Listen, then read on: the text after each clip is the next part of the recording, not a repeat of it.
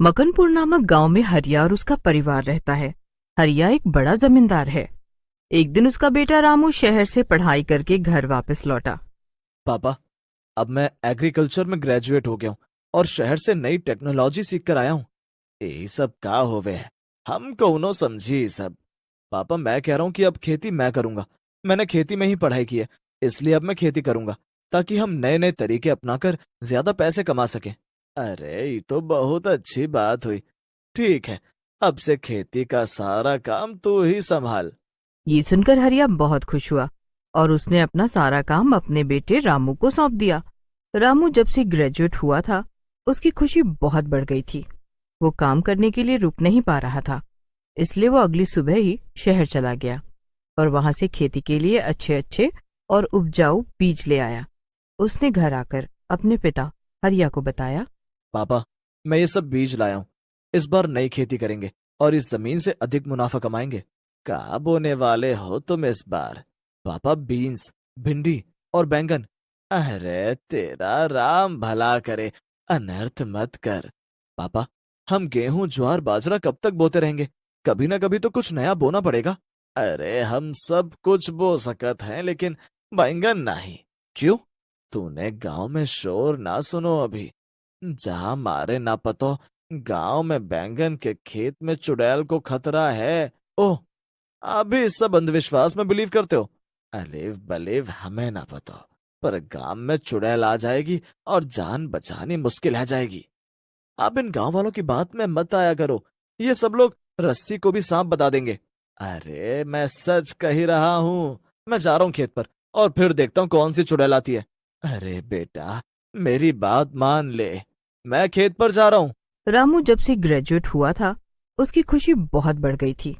वो काम करने के लिए रुक नहीं पा रहा था। रामू बीज के सभी थैले उठाकर अपने खेतों की तरफ निकल गया। वो रास्ते में जा रहा था कि तभी उसे किसी के हंसने की आवाज आई। वो रुका और अपने चारों तरफ देखा। वहां कोई भी नहीं था। तभी उसके फोन पर एक कॉल आई। कॉल देखते ही वो बहुत खुश हुआ, क्योंकि कॉल उसके दोस्त नयन की थी। अरे भाई, आज इतने दिनों बाद कॉल किया। हाँ, मैं तुम्हारे पास आ रहा हूँ और घर पर सभी लोग मान गए हैं। ये बहुत खुशी की बात है। तुम कल सुबह ही आ जाओ। हाँ भाई, मैं सुबह पक्का आ जाऊंगा। रामू बात कर रहा था कि उसको एहसास हुआ कि उसके पीछे कोई है। उसने जल्दी से पीछे मुड़कर देखा, लेकिन वहां कोई नहीं था। Hello, hello. अरे आवाज नहीं आ रही। हाँ, हाँ। नहीं नहीं नहीं। अरे क्या हुआ? कैसे पागल हो गए हो? अरे कुछ नहीं भाई, तुम आ जाना सुबह। दोनों भाई मिलकर खेती करेंगे। हाँ ठीक है, मैं आता हूँ। नयन ने फोन काट दिया, लेकिन रामू बहुत हैरान था, क्योंकि उसके होश उड़े हुए थे। वो खेत की तरफ चला जा रहा था, लेकिन बार बार पीछे मुड़कर देख रहा था। रामू खेत पर पहुंच गया और काम करने लगा। अगली सुबह नयन भी मकनपुर गांव में आ गया। रामू बस स्टैंड पर उसे लेने गया। उस तरफ से दोनों पैदल आ रहे थे कि तभी नयन बोला। आज मेरे लिए क्या बनवाने वाले हो? जो तुम बोलोगे वही बना लेंगे। मैं अपनी फेवरेट चीज साथ लाया हूँ। क्या लाए हो? अरे वही जो मैं बहुत ज्यादा खाता हूँ। अच्छा।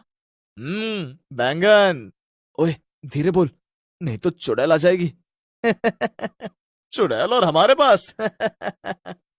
दोनों हंसते हुए अपने घर की तरफ पैदल चले जा रहे थे। तभी नयन का बैग बहुत भारी होने लगा। क्या हुआ? बात करते करते चुप कैसे हो गए? अब पता नहीं, ये बैग मुझसे अब उठाया नहीं जा रहा है। अरे तो लाओ, मैं उठा लेता हूँ। अरे नहीं, ये बहुत भारी हो गया है। अबे ऐसा क्या भरकर लाया इसमें जो इतना वजन है? पता नहीं क्यों अभी वजन ज्यादा लग रहा है। इसमें सिर्फ कपड़े और बैंगन है। बैंगन? इस गांव में? क्यों भाई, इस गांव में बैंगन लाने पर टैक्स लगेगा क्या? मुझे तो नहीं पता कि किसान सच है और कितना झूठ, लेकिन इस गांव में चुड़ैल इतना पढ़ लिख कर भी कैसे बात कर रहा है तू? मानता तो मैं भी नहीं हूं। अच्छा, एक काम करते हैं, बैग से बैंगन बाहर निकाल कर देखते हैं। देख, मुझे बहुत पसंद है बैंगन, लेकिन तेरे कहने से निकाल रहा हूं। नयन बैग से जैसे ही बैंगन बाहर निकालता है, उसको बहुत आश्चर्य होता है, क्योंकि उसके बैग से वजन कम हो गया था। यार, अब तो मुझे भी डाउट हो रहा है।